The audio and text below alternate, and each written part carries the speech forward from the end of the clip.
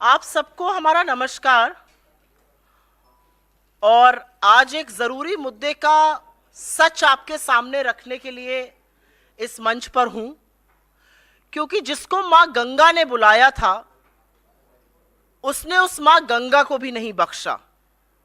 और एक बार फिर, और ये मैं पूरी मुस्तैदी से, पूरे पुरजोर तरीके से, पूरी मजबूती से कहना चाहती हूं कि एक बार फिर हमने भारतीय जनता पार्टी और मोदी सरकार को, कांग्रेस ने मजबूर किया कि उन्होंने अपना गलत फैसला वापस लिया और अपनी भूल का सुधार किया। यह बहुत बड़ी बात है कि कांग्रेस ने जिस चीज का विरोध किया था, कांग्रेस ने जिस चीज पर मोदी सरकार का पर्दाफाश किया था, अंततोगत्वा मोदी सरकार को घुटने टेककर वो निर्णय वापस लेना पड़ा। और बात गंगा जल पर 18% जीएसटी की है। ये धर्म के नाम पर इतनी अनिवार्य चीज है जो हर पूजा पाठ में, हर चीज में इसका इस्तेमाल होता है। जब पता चला कि इस पर 18% जीएसटी लगेगा तो कांग्रेस ने इसका विरोध किया। अपने सारे प्लेटफॉर्म से हमने इसका खिलाफत करी, हमारे नेताओं ने खिलाफत करी, हमारे कार्यकर्ताओं ने खिलाफत करी, और यहां तक कि कांग्रेस अध्यक्ष ने भी इस मुद्दे को मुस्तैदी से और मजबूत तरीके से उठाया। लेकिन अपने चिर परिचित अंदाज में भाजपा के बददिमाग प्रवक्ता, उनकी ट्रोल आर्मी और उनके फेक न्यूज के जो सरगना हैं, उन्होंने यह साबित करने की कोशिश की कि असल में गंगा जल पर तो जीएसटी है ही नहीं, वो पूजा सामग्री के अंदर आता है। और थोड़े दुख के साथ कहना पड़ता है साथियों कि उनकी बातों को आप लोग ब्रह्म वाक्य मानकर उनका वर्जन चला देते हैं। तो आपने चला दिया कि भाई गंगा जल पर तो कोई जीएसटी नहीं है, सरकार ने क्लैरिफाई कर दिया। सरकार और उसके प्रवक्ता और उसके लोग झूठ बोल रहे थे। गंगा जल पर 18% जीएसटी लगाया गया था, और यह कहना कि नहीं था, यह कोरा झूठ था। आपकी जानकारी के लिए बता दूं कि आपके द्वार गंगा जल योजना 2016 में मोदी सरकार ने शुरू की थी। इसका एक उद्देश्य था कि गंगा जल सहूलियत से मिले लोगों को, और दूसरा डाकघर की आमदनी बढ़ाना था। और डाकघर अधिकृत थे कि वो गंगा जल बेच सकते थे, और इसीलिए 250 मिलीलीटर की गंगा जल की बोतल 30 रुपए में बिकती। और जब सरकार का निर्णय आया, सरकार ने आदेश दिया, तो वो 30 रुपए की बोतल 35 की हो गई थी। ये मैं जबानी जमा खर्च नहीं कर रही हूं। 2 ऑर्डर, एक 8 अगस्त को ऑर्डर निकला था और एक 3 अक्टूबर को निकला था, जिसमें गंगा जल पर 18% जीएसटी लगाने का आदेश था। और अगर मेरी बात पर आपको यकीन ना हो तो प्रत्यक्षम किम प्रमाणम, ये इंडिया पोस्ट का ट्वीट है। ये सारी चीजें हम आपके साथ साझा करेंगे, क्योंकि सच को दिखाने के लिए ज्यादा मशक्कत नहीं करनी पड़ती है, और झूठ जो बोलता है उसको बड़ी मेहनत करनी पड़ती है, फिर भी झूठ ध्वस्त हो जाता है। ये इंडिया पोस्ट की एक ट्वीट है 18 अगस्त की। साफ तौर से कह रहे हैं कि 30% प्लस 18% जीएसटी पर आपको 250 मिलीलीटर की गंगा जल की बोतल मिलेगी। जिस दिन हमारे अध्यक्ष ने यह मामला उठाया और भाजपा के लोगों ने बिना पलक झपकाए आदतन झूठ बोला, उस दिन का इंडिया पोस्ट का यह पे ऑर्डर है। उस पर साफ तौर से अंकित है 30 रुपए की बोतल और 18% जीएसटी। ये इंडिया पोस्ट की वेबसाइट पर ऑर्डर करते वक्त हमने स्क्रीनशॉट लिया। तो जब कांग्रेस ने यह मुद्दा मुस्तैदी से उठाया, हमारे अध्यक्ष ने उठाया, हम सब लोगों ने उठाया, तो इस झूठ से बचने के लिए सरकार ने फटाफट आनन फानन में पहले तो इंडिया पोस्ट से 18% जीएसटी गायब कराया और लिखवाया इस पर जीएसटी नहीं है। लेकिन यह बाद में हुआ, पहले 18% जीएसटी यहां पर अंकित है। उसके बाद एक ऑर्डर इशू किया गया। यह वो ऑर्डर की कॉपी है, इसको भी हम साझा करेंगे। यह ऑर्डर 12 अक्टूबर का है, जब कंट्रोवर्सी चल रही थी। और इस ऑर्डर में साफ तौर से कहा गया है कि 8 अगस्त और 3 अक्टूबर का ऑर्डर विथड्रॉन माना जाए, गंगा जल पर जीएसटी नहीं लगेगा। इसका मतलब पहले गंगा जल पर जीएसटी लगने की जिस ऑर्डर की हम बात कर रहे हैं वो निकल चुका था। 30 रुपए का गंगा जल 35 में बिक रहा था, और ऑनलाइन अगर आप इसको खरीदते कहीं बाहर से तो 125 रुपए का 250 मिलीलीटर, 2 बोतलें लेते तो 210 की, और 4 लेते तो 345 की जीएसटी लगकर बिक रही थी। यह असलियत है। सरकार ने आनन फानन में अपना यह निर्णय बदला। क्या कहा गया था? कहा गया था कि यह पूजा की सामग्री है, और पूजा की सामग्री पर तो जीएसटी लगता ही नहीं है। वो भी एक कोरा झूठ है। यह सीबीआईसी जो इनडायरेक्ट टैक्स की वेबसाइट है, जो जीएसटी जिसके अंतर्गत आता है, उसकी वेबसाइट का स्क्रीनशॉट मेरे हाथ में है। इसमें 10 चीजें हैं पूजा की सामग्री में जिस पर जीएसटी नहीं लगता है। यह कल रात की ली हुई प्रिंट आउट है। उसमें रुद्राक्ष की माला है, और आपकी सहूलियत के लिए, जिससे कि लोगों को दिखा हुआ ज्यादा याद रहता है, ये सारी चीजें हम लेकर आए हैं कि पता रहे। क्योंकि गंगा जल पर जब झूठ जो बोल सकता है, मां गंगा के नाम पर जो झूठ बोल सकता है, वो तो हर चीज पर झूठ बोल सकता है। तो ऐसे लोगों को साक्ष्य दिखाना बड़ा जरूरी होता है। रुद्राक्ष की माला पर जीएसटी नहीं है। रुद्राक्ष या तुलसी माला पर जीएसटी नहीं है। पूजा सामग्री में नंबर 1 ये है। उसके बाद यज्ञोपवीत पर, यह आप सब लोग जानते हैं जो पूजा पाठ करते हैं, इस पर जीएसटी नहीं है। बिना ब्रांड के शहद पर जीएसटी नहीं है। आपकी तरफ इसको पता नहीं क्या कहा जाता है, हमारी तरफ इसको कलावा कहा जाता है, रक्षा सूत्र भी कहते हैं, इस पर भी जीएसटी नहीं है। विभूति ज्यादातर साउथ इंडिया में लगाई जाती है, इस पर भी जीएसटी नहीं है। रोली पर जीएसटी नहीं है। चंदन के टीके पर जीएसटी नहीं है। दिए की बाती पर जीएसटी नहीं है।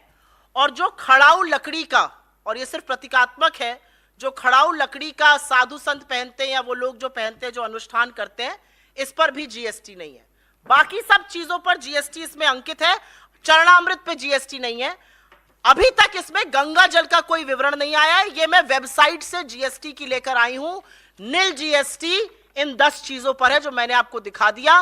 गंगा जल का इसमें जिक्र नहीं है। तो ये जो झुट्ठे और महाझुट्ठों की फौज है, इनसे जरूर पूछना चाहिए कि जब हमने आपकी पोल खोली तो आपने बोला गंगा जल पर जीएसटी नहीं लगेगा, नहीं तो इस गंगा जल पर भी आप 18% टैक्स लगा रहे थे। अब आप सोचिए कि जो धर्म के स्वयंभू ठेकेदार हैं, वो सबसे ज्यादा धर्म के अनुयायियों को ठगते हैं। क्या है ये गंगा जल? हिंदू धर्म में गर्भधारण से लेकर मृत्यु तक 16 कर्मकांड होते हैं, और उस सब में गंगा जल अनिवार्य है। घर की शुद्धि के लिए, आचमन के लिए। चरणामृत में जब तक गंगा जल नहीं पकता, वो आप देवी देवताओं को चढ़ा ही नहीं सकते हैं। तो इन सब चीजों में गंगा जल अनिवार्य है। और सरकार की प्लानिंग तो ऐसी थी कि इस पर भी टैक्स वसूली करी जा रही थी। इस पर भी 18% टैक्स श्रद्धालुओं से लिया जा रहा था। कांग्रेस ने जब इस मामले को उठाया, इनके सच का पर्दाफाश किया, इनका भांडाफोड़ किया, तब जाकर कहीं पर इन्होंने वो टैक्स हटाया। और मैंने आपको ये सारे तथ्य कागजों के साथ दिखा दिए हैं, अनाउंसमेंट्स के, जीएसटी ऑर्डर के, और फिर कैसे विथड्रॉ किया गया।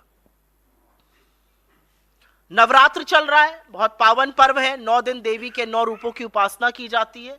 अलग अलग मान्यताओं से मनाया जाता है, अलग अलग रीति रिवाजों से मनाया जाता है। कहीं पर माँ का मायके आना, तो जैसे बेटी घर आती है हर्षोल्लास होता है, वैसे आपको बंगाल के पंडालों में प्रतिमा और पंडालों में दिखेगा। कहीं पर रात भर गरबा और डांडिया किया जाता है, कहीं पर व्रत उपवास किया जाता है, कहीं पर गोलू सजाया जाता है।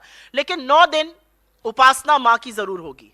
तो इस बार जब उपासना होगी और गंगा जल पर जीएसटी नहीं देना पड़ेगा, तो श्रद्धालुओं के मन से हमारे लिए आशीर्वाद और आशीष जरूर निकलेगा। और उसी आशीष का परिणाम है कि हम इनके हर झूठ का भांडाफोड़ करते रहेंगे, क्योंकि यह सच की लड़ाई है। और सच में ये हमेशा हमेशा झूठ बोलने का काम करते हैं। तो आपके सामने ये तथ्य लाना जरूरी था। थोड़े दुख के साथ ये बात ये भी कहती हूं कि ये इन्वेस्टिगेशन, ये फैक्ट चेक तो आप कुछ साथियों को करना चाहिए था, हम लोगों को करना पड़ रहा है। लेकिन कोई बात नहीं, बहुत सारे लोग हैं जो ऐसा काम नहीं कर रहे हैं। आश्वस्त रहिए, हम ये काम जरूर करते रहेंगे और सरकार का जो असली चेहरा है उसको बेनकाब करते रहेंगे। और असली चेहरे में धर्म के ये स्वयंभू ठेकेदार धर्म के नाम पर सबसे ज्यादा लोगों को ठगते हैं। मां गंगा को भी इन्होंने बख्शने का काम नहीं किया। आपके सवालों का स्वागत है। पहले आशा करती हूं कि पर्व चल रहा है नवरात्र का, आप इसी मुद्दे पर सवाल पूछेंगे।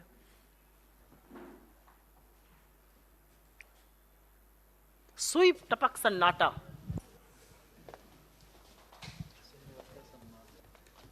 आपको लगता है कि भाजपा ने झूठ बोला था?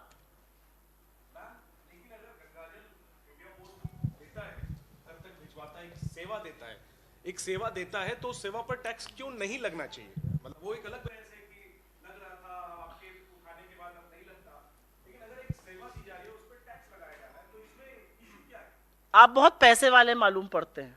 18% टैक्स गंगा जल पर, वो गंगा जो अविरल है, वो गंगा जो हमारी आस्था का प्रतीक है, वो गंगा जिससे हर अनुष्ठान बिना उसके पूरा नहीं हो सकता, उस पर 18% टैक्स लगाने वाले धर्म के ठेकेदार कैसे बन जाते हैं?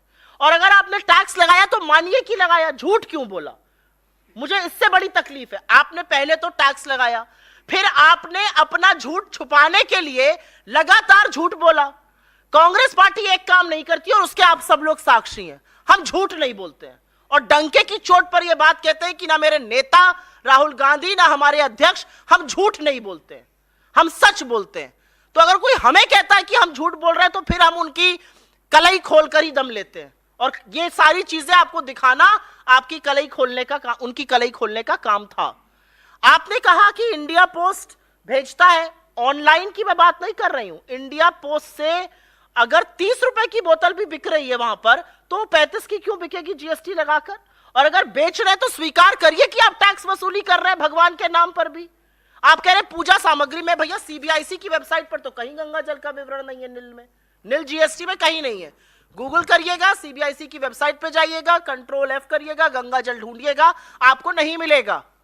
पूजा सामग्री करिएगा, ये 10 चीजें आपको मिल जाएंगी जो मैंने यहां पर दिखाई हैं। तो मुझे ऐसा लगता है कि अगर आपने कुछ किया है तो उसको स्वीकारिए, दम लो के बोलिए हाँ हमने किया, झूठ क्यों बोल रहे हैं? और दूसरा, मुझे लगता है कि इतना अनवरत मिलने वाला गंगा जल पे 18% टैक्स, ये शायद श्रद्धा के साथ एक भद्दा मजाक है। जी मैं सोमनाथ, संवाद प्रतिनिधि बंगाल से। सच झूठ या ठगने वाला बात सब आपका बात मैंने मान लिया, लेकिन आज 2023 में हम हैं यहाँ पे लेके कोई पार्टी धर्म को लेके पॉलिटिक्स करता है। आप यहाँ पे बैठ के उसी टाइप का पॉलिटिक्स धर्म को लेके कर रहे हो 2023 में खड़े होके, ये कितना मतलब ठीक लग रहा है? क्या नाम बताया था आपने अपना? सोमनाथ रॉय, संवाद प्रतिनिधि बंगाल। सोमनाथ जी, मैंने धर्म पर न कभी राजनीति करी है और ना कभी करूंगी, और दम है इस बात का कि मेरी पार्टी भी ये काम नहीं करती है। ये प्रेस कॉन्फ्रेंस मैं ये साबित करने के लिए कर रही हूं कि भारतीय जनता पार्टी झूठ बोलती है। और जब उन्होंने कहा कि मेरे अध्यक्ष ने गलत खबर चलाई थी, तो मैं साबित करना चाहती हूं कि वो झूठ बोलते हैं। ये धर्म की बात नहीं है, ये आस्था के साथ खिलवाड़, झूठ बोलना, टैक्स लगाना, उसको विड्रॉ कर लेना और फिर यह साबित करना कि सामने वाला झूठ बोल रहा है, यह प्रेस कॉन्फ्रेंस है। मैंने कहा कि यह हमारी बहुत बड़ी जीत है कि सत्य के कारण हमने घुटने टेकवाए भारतीय जनता पार्टी को, गलत को सही कराया, भूल में सुधार कराया। यह कांग्रेस के सच की ताकत है। मैडम,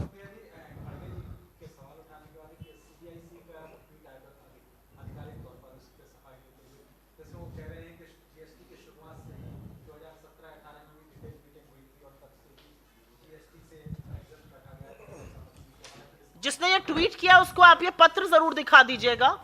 ये जिसको भी किया है, झूठ बोलते हैं, झूठ सिर्फ प्रवक्ता नहीं बोलते हैं, मंत्री भी झूठ बोलते हैं, गृह मंत्री भी झूठ बोलते हैं, प्रधानमंत्री झूठ बोलते हैं। गृह मंत्री तो बोलते बोलते ये बोल गए कि पहला आईआईटी एम्स और आईआईएम भाजपा ने बनाया है। अरे आपकी पैदाइश के पहले नेहरू बना के चले गए थे, छोड़िए उस बात को। मैडम, ये चिट्ठी अभी मैं बोल रही हूं, अभी बोल नहीं चुकी हूं। ये जो चिट्ठी है ये जीएसटी अथॉरिटी ने रिलीज करी है, 12 अक्टूबर की चिट्ठी है और साफ तौर से कह रही है कि 8 अगस्त और 3 अक्टूबर का विथड्रॉ किया जाए। ये इंडिया पोस्ट की ट्वीट है जो कह रही है 18% जीएसटी लगेगा। तो कौन इसमें झूठ बोल रहा है? ये इंडिया पोस्ट से ऑर्डर करके 18% जीएसटी अंकित है, झूठ कौन बोल रहा है?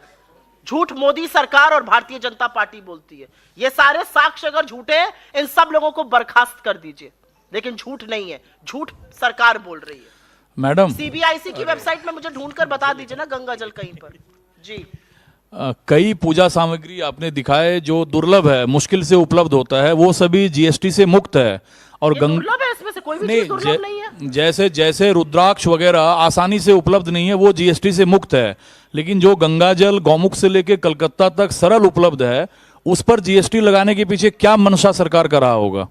नहीं, आपकी जानकारी के लिए बता दूं कि अब जो गंगा जल इंडिया डाक के थ्रू मिलता है वो सिर्फ गंगोत्री का ही मिलता है, क्योंकि वहां से गंगा जी का उत्थान हुआ है, तो शायद उन्होंने अब चेंज कर दिया। पहले ऋषिकेश और गंगोत्री का मिलता था। मुझे तो नहीं लगता इनमें से कोई भी चीज दुर्लभ है। ये सब पूजा में हर व्यक्ति जो पूजा पाठ करता है, मैं तो अपने घर के मंदिर से उठा के ले आई। दुर्लभ आप ये कह सकते हैं कि ये सारी चीजों पर अगर आपने जीएसटी कर मुक्त किया, तो गंगा जल पर आप जीएसटी क्यों लगा रहे थे? और अगर लगा रहे थे तो दम रखिए स्वीकारने का कि हाँ हम लगा रहे थे, अब हम उसको हटा रहे हैं। इतना आक्रोश हुआ, हमारे आक्रोश, हमारे भांडा फोड़ने के बाद आप हटाते हैं और सामने वाले को झूठ कहते हैं। मतलब ये तो गजब बात है। झूठ भी आप जीएसटी भी लगाएंगे, आप जीएसटी हटाएंगे भी, आप झूठ भी बोलेंगे, और फिर जिसने आपको झूठ बोलना, आपका पर्दाफाश किया, वो झूठा है।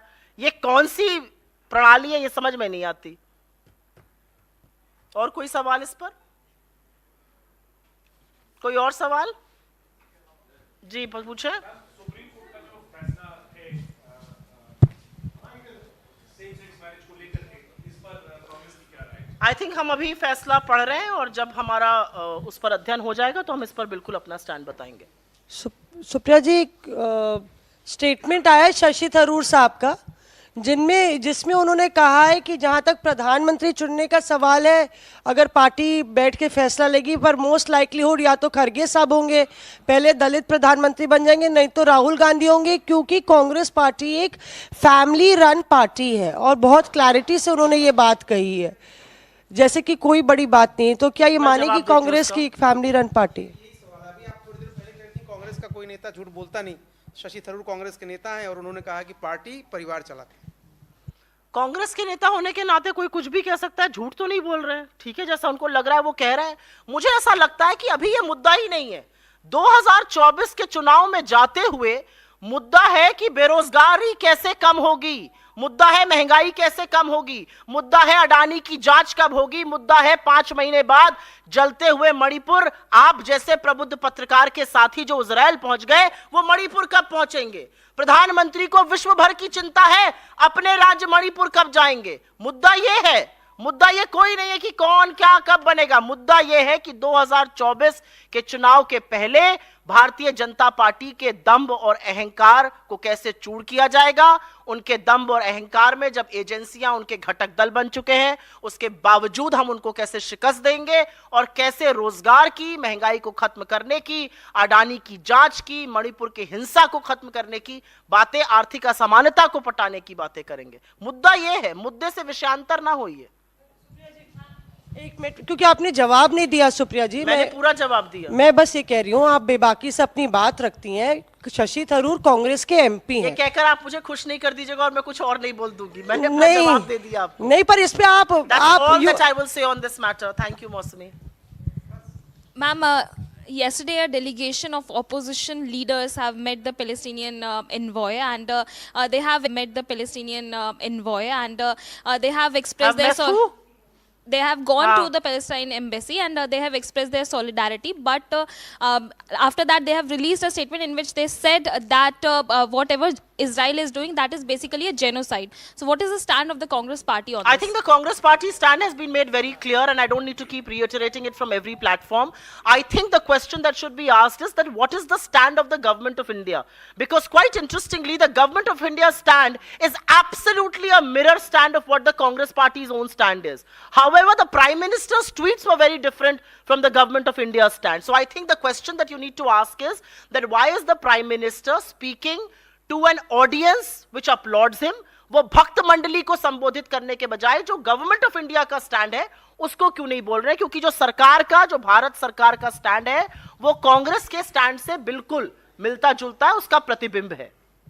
मैम, जो राज्यों के जहाँ चुनाव होने हैं वहाँ पर मिजोरम से लेकर के तमाम राज्यों के आपने सब जगह पहली सूची जारी कर दी। मिजोरम के 40 कैंडिडेट जारी कर दिए। नवरात्रे के पहले दिन 3 राज्यों के जारी किए। लेकिन राजस्थान एक बड़ा स्टेट है, वहाँ पर अभी तक जारी नहीं कर पाए। गौरव गोगोई ने यही मंच से कहा था कि सिटिंग गेटिंग फार्मूला नहीं होगा, जिताऊ फार्मूला होगा। तो क्या सिटिंग गेटिंग फार्मूला नहीं होगा, यानी विधायकों के टिकट कटेंगे? इस नाराजगी के चलते देरी हो रही है? ना मैं स्क्रीनिंग कमेटी में हूं और ना मुझे कोई ज्ञात है कि क्या फॉर्मूला लगेगा, लेकिन मुझे ये पता है कि हमारा सिंगल पॉइंट फोकस वहां पर सरकार बनाना है और जो अच्छे काम हमारी सरकार ने वहां पर किए हैं उसको बरकरार रखना है।